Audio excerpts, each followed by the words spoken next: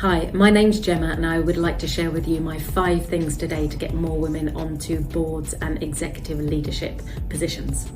So I think the barriers to this are systemic, I think they're cultural, and I think they're organisational. And some of these things are not within our control. So what is within our control? And I would like to share my 5 insights and suggestions. And they all share a common thread. It's about sharing women's stories, their successes, and their superpowers.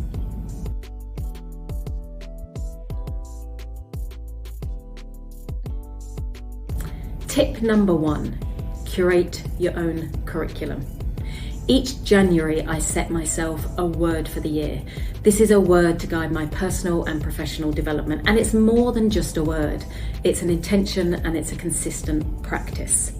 So for example, patience. Patience led me to improve my listening and my critical thinking.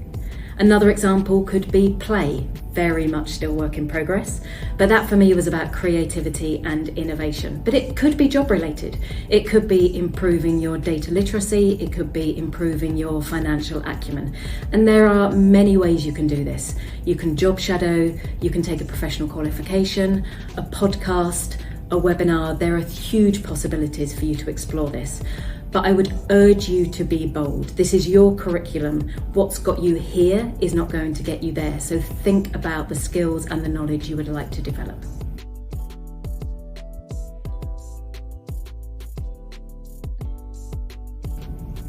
Tip number 2 is lift as you climb and build bridges. If you are a woman in the C-suite, you have the opportunity to elevate and amplify others. You can share women's stories and their successes when they are not in the room. If you are a woman leader, make sure your superpowers are visible and you have those sponsors.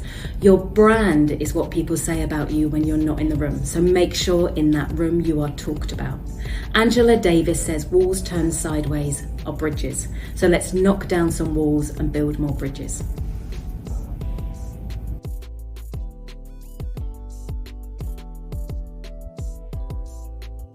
Tip number 3, adopt the slow yes and the quick no. Now this personally is one that I find particularly challenging, and I'm presuming that many of you do. So I would always think about opportunity cost in business. When we're doing something, we can't do something else. So have a think about how you spend your time. Do an audit of your calendar. Are you spending time in the now and the transactional? Are you spending sufficient time in the next and the transformational? Do you truly understand your organization's vision, ambition, and long-term strategy? And then when you look at how you're spending your time, because how we spend our time is how we spend our lives, and that goes for our career too. Are you able to ring fence time to show your value for the long term for your organization?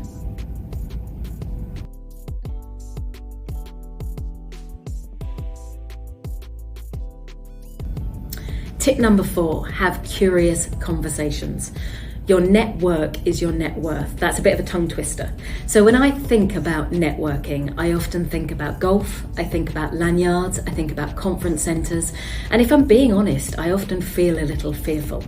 However, if I reframe this and think about curious conversations, about spending time with people that energise me, that inspire me and stretch me, and I'm hoping I can do the same for others, it really gives me that lift that I need, and it gives me the different perspectives, and it gives me more opportunities and more possibilities. So seek out those curious conversations.